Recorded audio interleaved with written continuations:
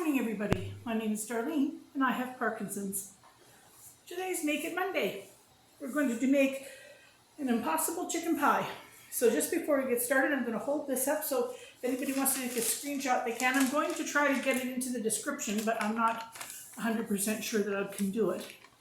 So there's a screenshot if you can get that. And let me just plug in my fry pan.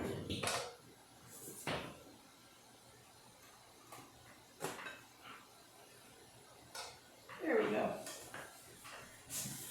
So the only thing that I have changed on this recipe is it calls for 2 cut up chicken breasts, and I had a pound of ground chicken meat. So I pre-cooked the pound of ground chicken meat, but you would normally be putting in cut up raw chicken breasts, okay? So I will just put in my ground meat and let that start to cook a little bit to warm up. And then I'll go through the other ingredients. In here, we have a chopped red pepper and a chopped onion. Any color pepper would be fine, or you could leave this out, but I think it adds something nice to it. You have a half a cup of milk. You have 1 egg. You have a can of cream of chicken condensed soup, not the ready to serve, it's the condensed version. You have a box of bisquick, you're going to need a cup of that, and a pie plate, and your chicken. So that's pretty straightforward. Oh, and a little bit of water, which I forgot to bring here, but I'll get that in a minute. All right, so as this is cooking here, that would be raw. So we would start that to cook, and so I'm going to pretend we've just browned up the raw stuff. Now I'm going to add in my onions and peppers so that they can start to soften along with that. Now this is going to be where you would possibly want to put your water. So I'm just going to go and get a little thing of water. Hang on 1 second, I'm going to tip you forward for just 1 moment.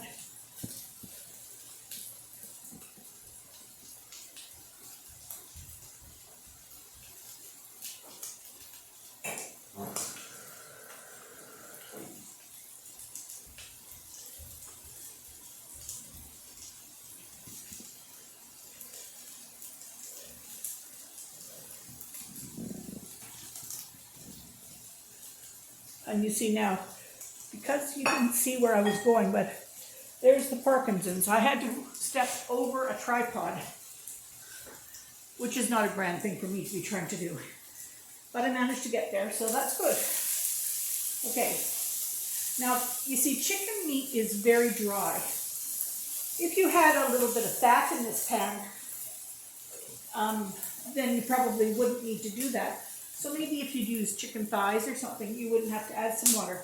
But I'd rather just add a little bit of water and keep it, without all the oil and stuff. So, and that will simply cook off. Like that will never stay in there. It just gives the vegetables a place to start to go. When I browned my meat for this, I did use a little garlic powder, onion powder, and pepper, which is in the recipe. So I seasoned the meat, just because meat is much nicer if it is seasoned up. So, and I'm just gonna, I forgot another ingredient too. See, I'm really on top of this here today. I'm going to step over a tripod again. I forgot the vegetables. How can I do that? Goodness me. Okay. I had them all measured out, and then you can tell I'm not good at this. I haven't figured out everything I'm supposed to do.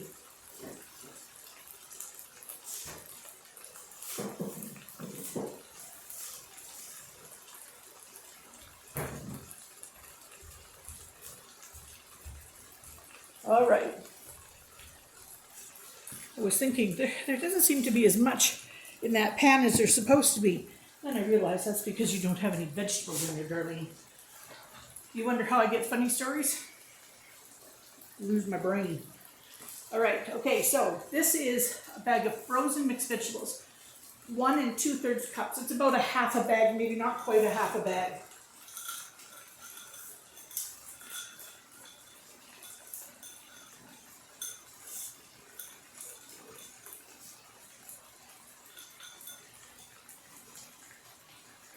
All right.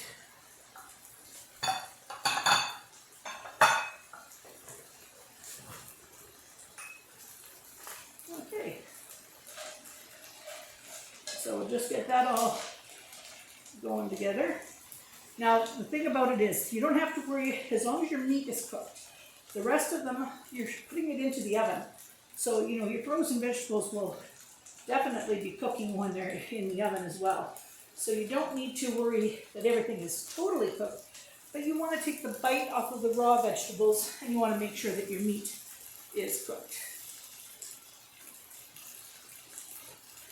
Now, I'm going to add in the 1 can of condensed soup. Now you see I didn't reconstitute that because I want the bottom of this to be fairly thick. So if I was to take and water that down, then it wouldn't be thick enough for it to be in a pot pie. So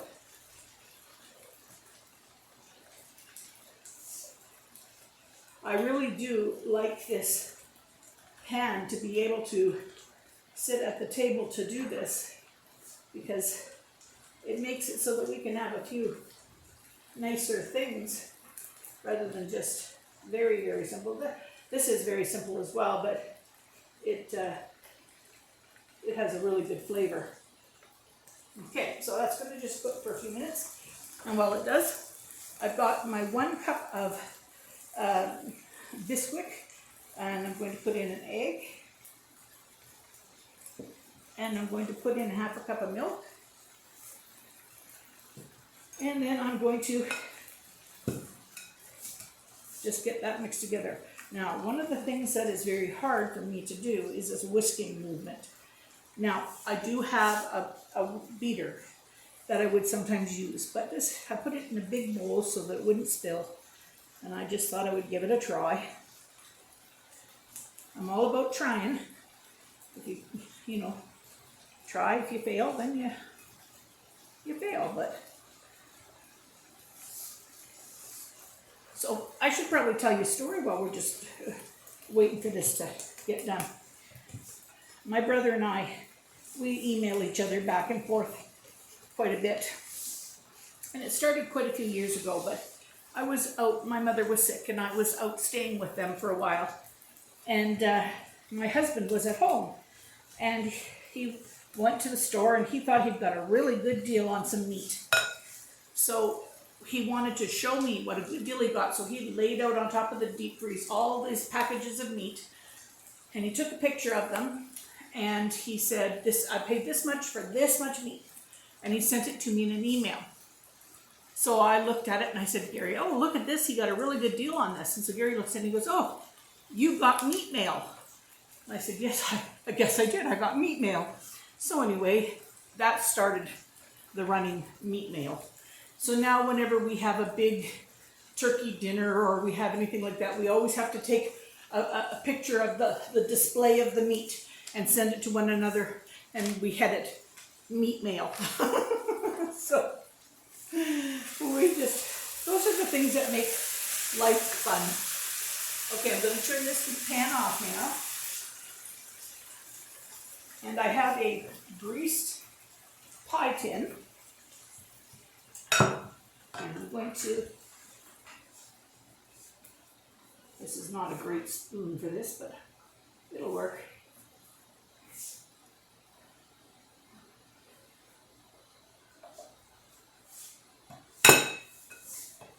I should have had a better spoon. See, one of these days I'm going to figure all this YouTube stuff out, and I'm going to be able to be prepared. But I'm so far not real prepared. I have no idea how to edit, so everything I do has to be sort of a one-take wonder.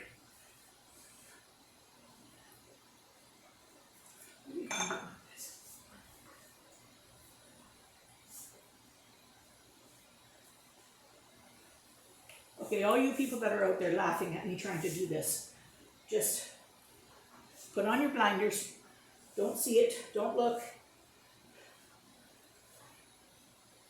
Nothing here to see. Oh, look at the mess I'm making. Nothing here to see.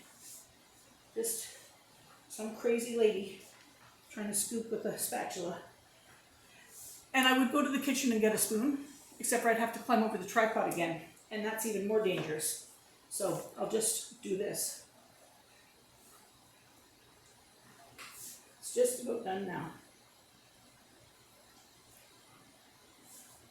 Now you see, if I was in a fancy television studio, they'd say, and through the magic of TV, and they wouldn't even have somebody scooping this out, they would just be putting finished product out. Well, we want to actually eat dinner. So if we want to actually eat dinner, we would have to actually cook it. So this is the last scoop. There we are. All right. Now this is a very full pie tin too.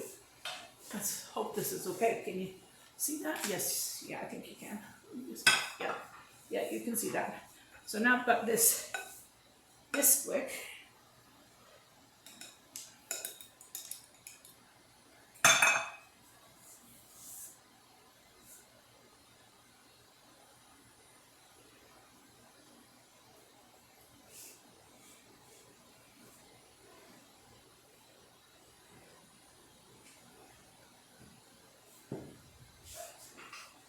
All right. Now, I am going to definitely be putting a pan underneath it. It should not run over because it does fit, but it depends if you get it on evenly. You see, I got a little bit of it not on evenly, and that could pose a problem. So I'm going to put a pan underneath it just to make sure. There. Okay, I'm going to put you on pause while I put it in the oven. When I come back, it should be done. I'm back. There we go. See, that's the finished pie. And it makes its own crust at the top. It keeps the vegetables, okay, keeps the vegetables underneath it. And you must let it cool a little bit before you slice it, or else it'll just run. But it's a delicious pie, and I hope you all try it. And we'll see you again next week. We're going to do shrimp and artichoke dip. Bye.